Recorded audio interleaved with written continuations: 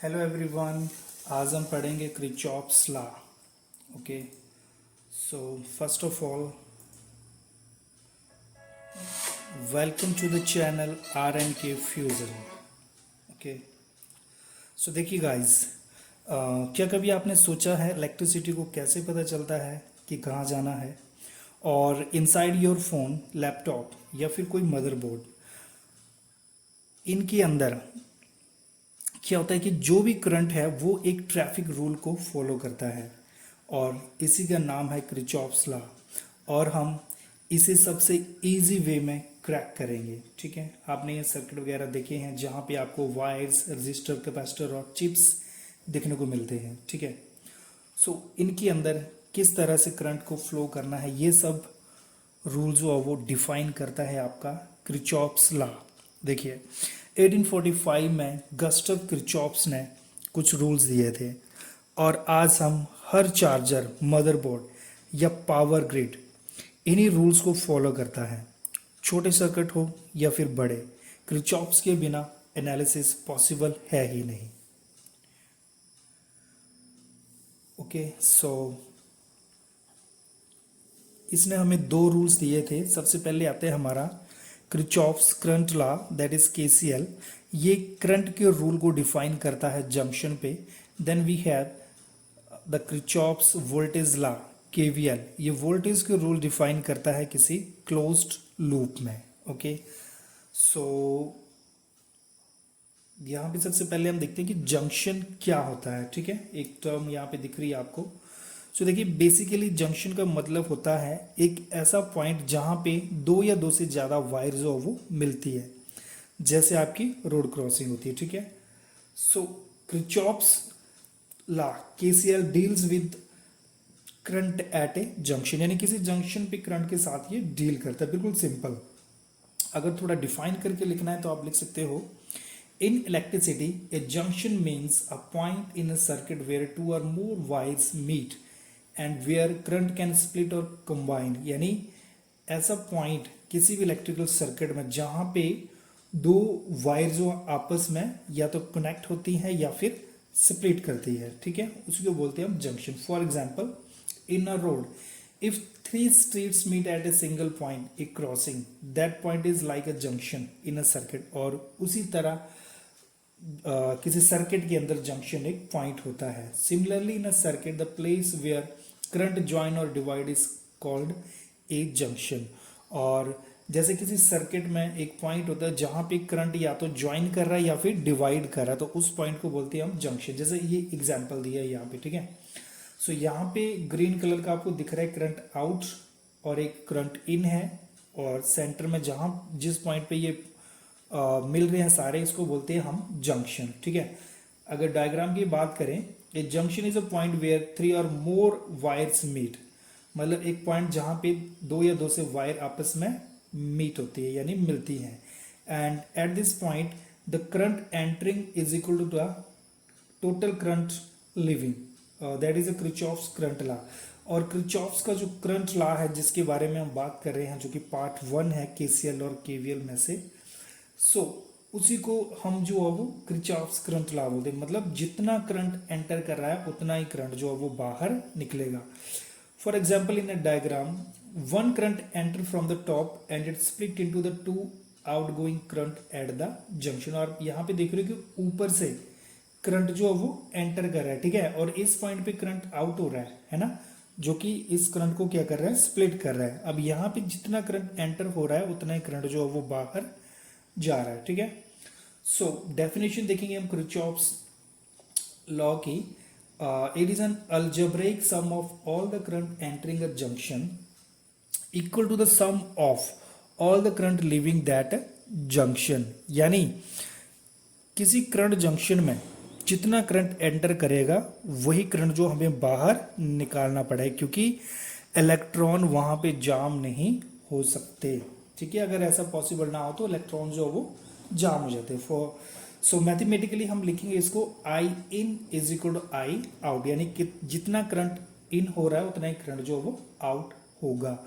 Y it is true, अब ये सही क्यों जो हम स्टेटमेंट दे रहे, because electric current is just the movement of electrons, क्योंकि जो इसकी डेफिनेशन है करंट की, इलेक्ट्रिक करंट क्या होता है, it is just an movement of electron, यानी जब इलेक्ट्रॉन फ्लो करते हैं, मूव करते हैं, उस फ्लो को बोलते हैं हम इलेक्ट्रिक करंट।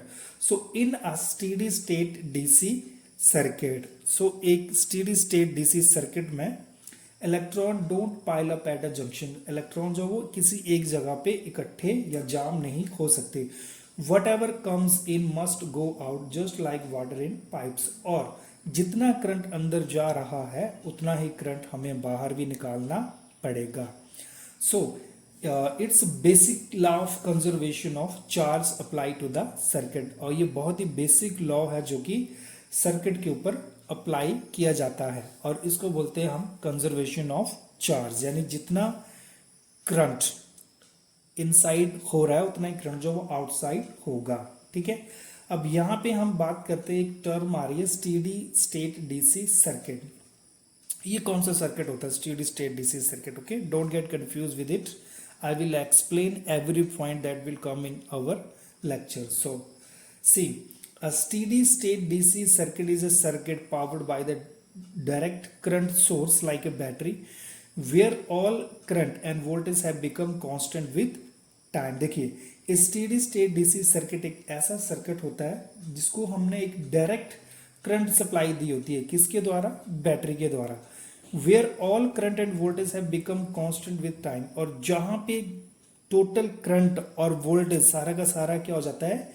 कांस्टेंट, यानी with the passage of time सब कुछ इक्वली, यानी किसी भी डिवाइस के अंदर कोई भी कंपोनेंट है, रजिस्टर, कैपेसिटर, वायर, एनीथिंग, जहां से भी करंट और वोल्टेज फ्लो होगा वो हर कंपोनेंट को बराबर सप्लाई जाएगी। ठीक है, कम या ज्यादा नहीं जाएगी। Okay, so steady state means no more changes with time, यानी टाइम के साथ ना तो करंट चेंज होगा ना ही वोल्टेज चेंज होगी।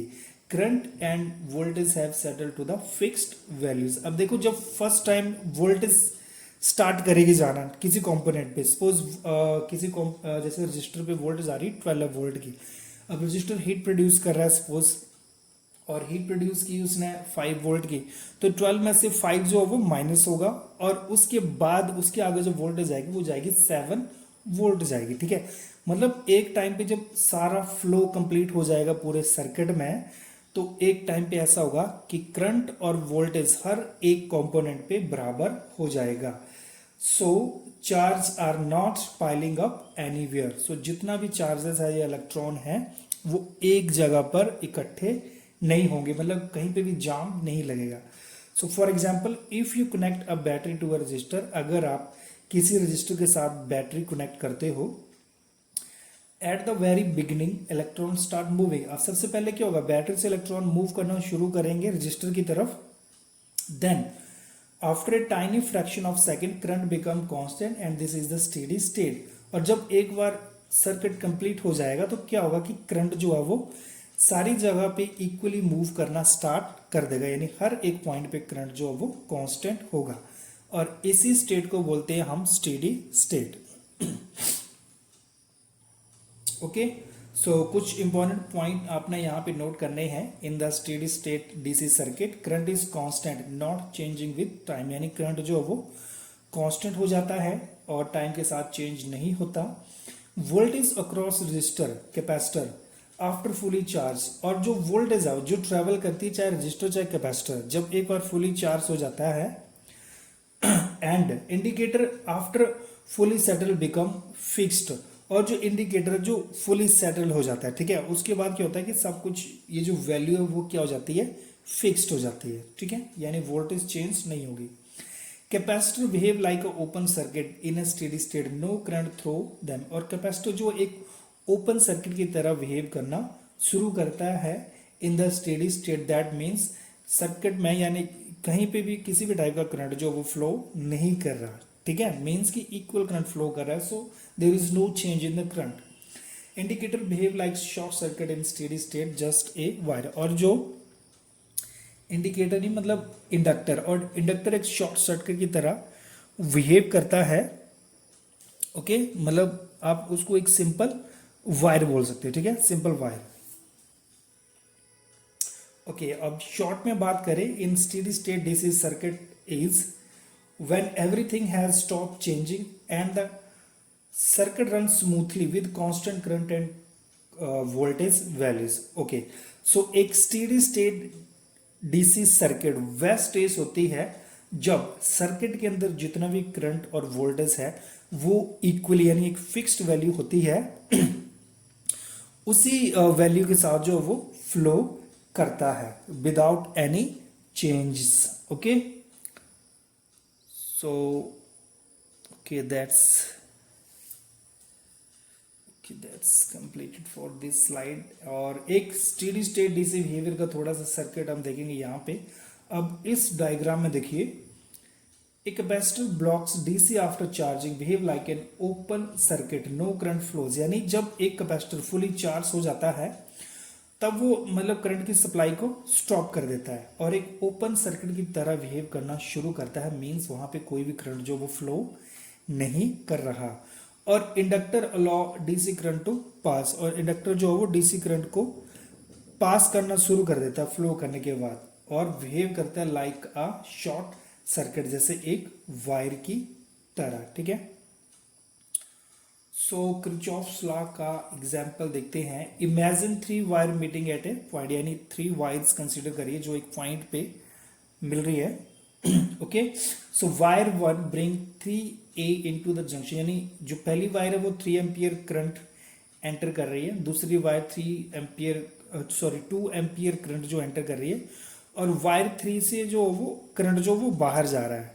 ओके, सो यहां पे क्या होगा, अब जब हम केसीएल अप्लाई करेंगे तो 3 + 2 = I आउट, यानी ये लॉ क्या बोलता है, जितना करंट एंटर हो रहा है उतना ही करंट जो वो बाहर जाएगा. अब 2 वायर से करंट आ रहा है 3 एम्पियर का और 2 एम्पियर का, दोनों का प्लस हुआ 5 एम्पियर. दैट मीन्स यहां से जो टोटल करंट आउट हो रहा है वो कितना होगा, 5 ampere. Okay, so if the direction are mixed, the current going in are taken as a positive and the current going out as a negative and vice versa, but be consistent. और direction देते time आपको ध्यान रखना है कि जो current अंदर जा रहा है उसको पॉजिटिव लेना है, जो बाहर जा रहा है उसको नेगेटिव लेना है. ठीक है, और आप वाइस वर्सा भी कर सकते हो, बट बी कंसिस्टेंट, बट इसमें कंसिस्टेंसी होनी चाहिए.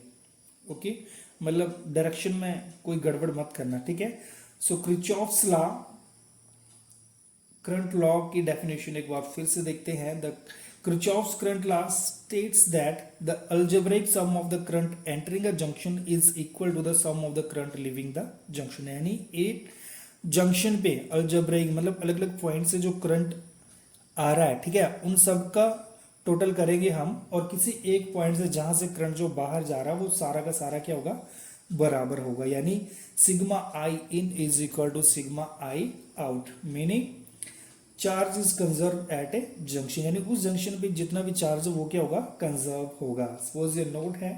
Okay, I1 I2 and then I3. Okay, so example में हम देख रहे हैं इस नोड में I1 I2 करंट जो वो एंटर कर रहा है और I3 लिविंग कर रहा है. So I1 + I2 is equal to I3. Okay, real life analogy देखते हैं. Think of a railway station platform, 5 trains or suppose people come in and 5 must leave, otherwise the station will overflow, which in electricity term mean it can't happen in steady state. क्योंकि यहाँ पे हम एक steady state circuit बनाते हैं तो मतलब कि अगर ट्रेन में 5 पीपल एंटर कर रहे हैं तो 5 पीपल आउट भी होने चाहिए. अगर ऐसा नहीं होता तो वहां पे क्या होगा, जाम लग जाएगा. ठीक है, सो वही हम सर्किट में अप्लाई करते हैं. नाउ आगे चलते हैं हम केवीएल पे. Okay, Kirchhoff's voltage law. So सबसे पहले हम लूप की बात करें. यहाँ पे व्हाट इज लूप, लूप क्या होती है, क्लोज्ड पार्ट होता है जहां पे स्टार्ट और एंड एक ही पॉइंट पे हो, मतलब एक राउंड ट्रिप समझ लो आप. ठीक है, ये सर्कल समझ लो जहां पे अगर स्टार्ट कहीं से कर रहे हैं तो जहां पे भी एंड होगा वो सेम पॉइंट होगा, यानी एंडिंग और स्टार्टिंग जो है वो सेम होगी. और ये वोल्टेज लॉ जो वो एक लूप में चलता है. ठीक है, लूप में जितनी वोल्टेज राइज होती है लाइक किसी बैटरी में, उतनी ही वोल्टेज ड्रॉप होगी रजिस्टर और बल्ब में. सो इसमें हम लिख सकते हैं in any close loop in a circuit the algebraic sum of all the voltage is zero. मतलब जितनी भी वोल्टेज किसी लूप में ओके एंटर कर रही है उसका अल्जेब्रिक सम क्या होगा, जीरो होगा, एकदम बराबर होगी। मैथमेटिकली हम देखते हैं sum of voltage v is equal to zero. Why it is true. अब जैसे केसीएल में देखा था ना कि ये ट्रू क्यों है, तो वैसे ही हम देखेंगे यहाँ पे कि वोल्टेज में ये चीज ट्रू क्यों हो रही है। ठीक है, केवीएल में देखिए this comes from the law of conservation of energy. अब ये कॉन्सेप्ट लिया गया the law of conservation of energy से। इन अ क्लोज्ड पाथ, किसी भी क्लोज्ड पाथ में any voltage rise produced by source like battery is exactly balanced by the voltage drop across component like resistor, LED, motor, etc. देखिए जैसे थोड़ी देर मैंने पहले एक एग्जांपल में बताया था कि लाइक कोई बैटरी जो सप्लाई करती है 12 वोल्ट ओके वोल्टेज, सो किसी रजिस्टर पे जा रही है और वहां पे या कहीं पे भी जा रही है ना, चाहे कहीं पे कोई वो लाइट अप कर रही है या फिर कोई हीट प्रोड्यूस कर रही है, तो जितना भी वोल्टेज हो वो वहां पे यूज होगी, चाहे लाइट करने के लिए या फिर हीट प्रोड्यूस करने के लिए। अब 12 वोल्ट टोटल थी। अब सपोज कोई लाइट मतलब जल रही है, बल्ब जल रहा है या फिर कोई हीट ही प्रोड्यूस हो रही है, वहां पे 5 वोल्ट जो वो यूज हो रही है और आगे जा रही है 7 वोल्ट। ठीक है, सो क्या हुआ कि जितनी वोल्टेज ड्रॉप हो रही है और जितनी आगे जा रही है, ठीक है, उन दोनों का टोटल और जितनी स्टार्टिंग में आई थी वो दोनों को जब हम माइनस करेंगे तो वो क्या होगा, जीरो होगा। इससे क्या होगा कि आपका जो सर्किट है वो सारा का सारा क्या रहेगा, बैलेंस रहेगा। सो यहाँ पे भी लिखा है जैसे in a closed path any voltage rise provided by the source battery is exactly balance by the voltage drop. यानी जितना वोल्टेज राइज हो रहा है और जितना ड्रॉप हो रहा है तो उस वोल्टेज राइज को बैलेंस किया जाता है वोल्टेज ड्रॉप के साथ। ओके, और वोल्टेज ड्रॉप हो रही है आपकी कहाँ पे, रजिस्टर, एलईडीज या मोटर, कहीं पे भी। अब वोल्टेज ड्रॉप को समझते हैं थोड़ा सा। Voltage drop means the reduction in voltage that is electrical potential across a component when the current flow through it. अब देखिए जब कोई करंट फ्लो होता है ना, जब कोई करंट फ्लो होता है तो क्या होता है, कहीं ना कहीं पे हमारी जो वोल्टेज है वो कम हो जाती है किसी कंपोनेंट पे जैसे ही वो पहुंचता है वोल्टेज आपका। Think of it like this, मतलब आपको इस तरह से समझना है। A battery provide energy voltage, कोई बैटरी है जो वोल्टेज प्रोवाइड कर रही है। When current flow through a resistor, bulb और any component, some of that energy is used up to produce heat और लाइट एक्सेट्रा। और जब करंट फ्लो करेगा किसी रजिस्टर, बल्ब या किसी भी कंपोनेंट में, तो वहां पे क्या होगा कि कुछ एनर्जी जो है वो यूज होगी। ठीक है, और वो जो यूज होगी वो किस काम में लाई जाती है, जैसे हीट प्रोड्यूस करने में या लाइट प्रोड्यूस करने में। ठीक है, so the difference in voltage before and after the component, तो जो वो डिफरेंस होता है मतलब किसी कंपोनेंट में पहुंचने से पहले कितनी वोल्टेज थी और कंपोनेंट के बाद जब आगे जा रही है तो कितनी थी, उसी को बोलते हैं हम voltage drop. Okay, so example देखिए हम, बैटरी 12 वोल्ट की और current flow through a register and after the register the voltage become 7 volt. यानी जब करंट फ्लो करता है रजिस्टर में तो जो वोल्टेज ड्रॉप होती है वो कितनी हो जाती है, मतलब पहले बैटरी से चली थी टोटल वोल्टेज 12 वोल्ट की, अब जब उस रजिस्टर के आगे वो वोल्टेज निकल रही तो वो हो रही है 7 वोल्ट। यानी 5 वोल्ट जो बीच में कहाँ हो गई, यूज हो गई, चाहे वो हमने लाइटनिंग के लिए यूज की, चाहे वो हीट प्रोड्यूस करने के लिए यूज होगी। ठीक है, so voltage drop across the register, तो वोल्टेज ड्रॉप कितना हुआ, 12 volt minus 7 volt, that is 5 voltage. So the voltage drop is equal to energy consumed by the component in a circuit। यानी वोल्टेज ड्रॉप का मतलब है जितनी energy उस component ने उस सर्किट के अंदर यूज की। सो क्रिचॉफ्स वोल्टेज लॉ का एग्जांपल देखते हैं हम। एक लूप में बैटरी है 12 वोल्ट की, रजिस्टर 1 में जो ड्रॉप हो रहा है वो हो रहा है 7 वोल्ट का। अब रजिस्टर 2 में ड्रॉप कितना होगा ये हमें फाइंड आउट करना है। वैसे तो आंसर आपको पता लग ही गया होगा, पीछे मैंने बताया था। सो इसको हम लिखेंगे 12 वोल्ट माइनस 7 माइनस वी, और वी यहाँ से आ जाएगा 5 वोल्ट। ओके, जो हीट प्रोड्यूस में मतलब शुरू से लेकर स्टार्टिंग तक मैंने यही एक ही एग्जाम्पल बताया आपको। सो द साइन कन्वेंशन का आपने बिल्कुल ध्यान रखना है यहाँ पे। Moving from negative to positive terminal of a battery, voltage rise is positive, and the moving through a resistor in a direction of current, the voltage drop is positive। voltage rise मतलब positive और voltage rise मतलब negative। so देखिए एक minute थोड़ा सा wait करना। Okay, सो battery का negative मतलब कि वोल्टेज राइज होगी यानी पॉजिटिव, और रजिस्टर अलोंग करंट क्या होगा, वोल्टेज ड्रॉप, और वहां पे हमें लगाना पड़ेगा नेगेटिव साइन। अब यहाँ पे डायग्राम आप देखो, ए 12 वोल्ट बैटरी प्रोवाइड सप्लाई, सो रजिस्टर ड्रॉप कितना हो रहा है 5 volt, and the lamp drop कितना हो जाएगा 7 वोल्ट। ओके, सो टुगेदर करें मतलब दोनों को जब इकट्ठे लेंगे तो जो 5 वोल्ट प्लस 7 वोल्ट यानी जितना रजिस्टर यूज कर रहा है और जितना लैंप यूज कर रहा है दोनों का टोटल हो गया 12 volt, which matches the supply, जो कि एक्चुअल सप्लाई थी किसी बैटरी से। ठीक है, so this is exactly what KVL means, मतलब किरचॉफ्स वोल्टेज लॉ का जो एक्चुअल में मतलब है। So the total voltage rise equal the total voltage drop in a closed loop, और किसी क्लोज्ड लूप में जितना वोल्टेज राइज होगा उतना ही ड्रॉप होगा। ठीक है, सो ये सिंपल सा कॉन्सेप्ट है। सो रियल लाइफ एनालॉजी देखिए हम, तो हिल ट्रैक पे चढ़ाई और उतराई यानी स्टार्ट और एंड सेम हाइट पर है। ओके, सो मतलब क्लिम और ड्रॉप क्या होगा, दोनों बराबर होंगे।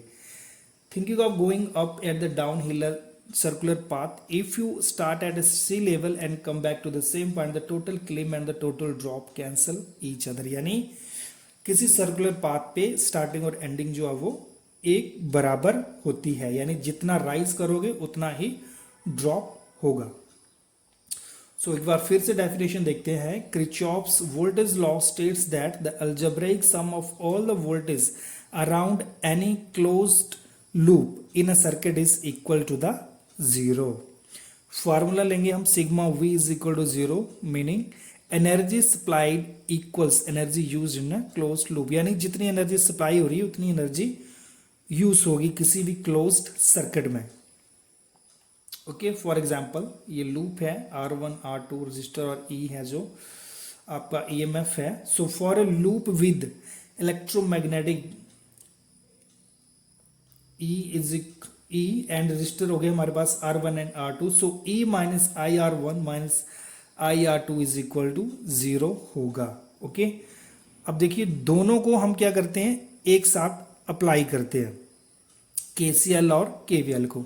KCL से हम करंट फाइंड करते हैं और KVL से हम वोल्टेज फाइंड करते हैं। ठीक है, ओके, सो इंजीनियर हर चिप, चार्जर और पावर सप्लाई में इन दोनों लॉस को यूज करते हैं ताकि करेक्ट पावर मिले और ओवरलोड ना हो कहीं पे भी। ठीक है, सो इसके हम टिप्स की बात करें, in real circuits we can use both laws together, मतलब रियल सर्किट में हम दोनों लॉस को यूज कर सकते हैं। KCL helps us figure out unknown current eight junction, यानी KCL से हम किसी जंक्शन पे अननोन करंट को फाइंड आउट कर सकते हैं, एंड KVL से हम फाइंड आउट कर सकते हैं अननोन वोल्टेज किसी भी क्लोज्ड लूप में।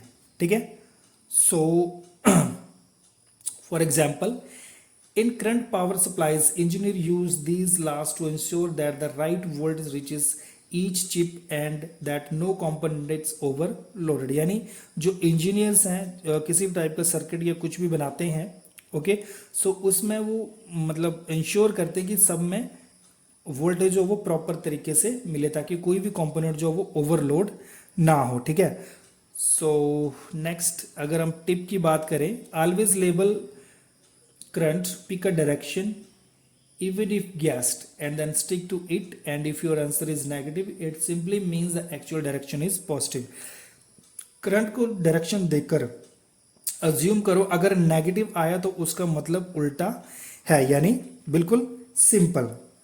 इसका सिंपली मतलब है कि आपको हमेशा करंट को एक डायरेक्शन देना ही है, बेशक आप मतलब गैस कर रहे हो फिर भी आपको उसको जरूर डायरेक्शन देना है और उसी के ऊपर स्टिक रहना है, यानी उसी को फॉलो करना है। सपोज अगर आपका आंसर नेगेटिव है तो that means current direction is positive. Okay, so next देखते हैं कि कॉमन मिस्टेक जो स्टूडेंट करते हैं। सबसे पहला आता है मिक्सिंग अप साइन गलत लेना करंट और वोल्टेज के। So decide a clear sign convention before starting. ठीक है, साइन को ध्यान में रखना, प्रॉपर साइन लगाने हैं। Then forgetting that KCL applies at a single junction not a whole loop, और ये भूल जाता है कि जो KCL लॉ है वो एक सिंगल जंक्शन पे अप्लाई होता है, ना कि पूरे लूप के ऊपर। Forgetting that the KVL must be done in a closed loop not an open path. और ये भूल जाते हैं कि केवीएल जो है अप्लाई करना है हमें क्लोज लूप पे, किसी ओपन पाथ पे अप्लाई नहीं करना है, ठीक है। And thinking these laws don't apply to AC, they do, but voltage and current are phasors. और ये सोचना, एक मिनट,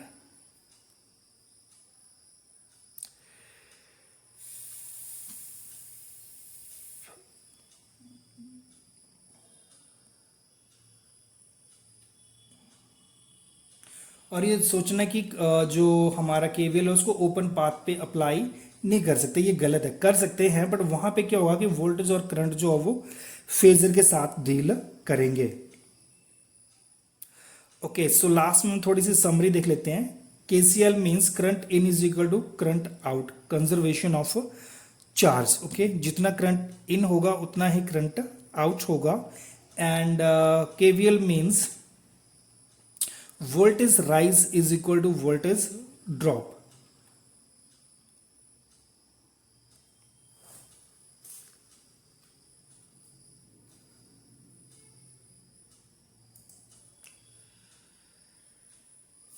सिस्टम हैंग हो गया मेरे को लग रहा है।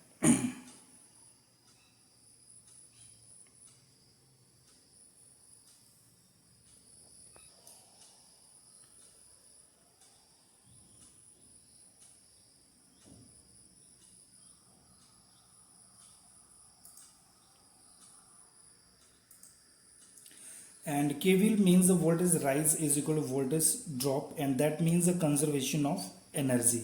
So use both together to solve any circuit।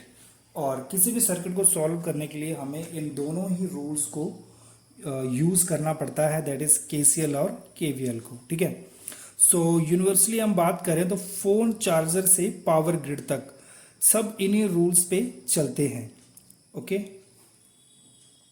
So master KCL and KVL और कोई भी सर्किट इजीली बन जाएगा। So thank you for watching, love you all, keep supporting me guys.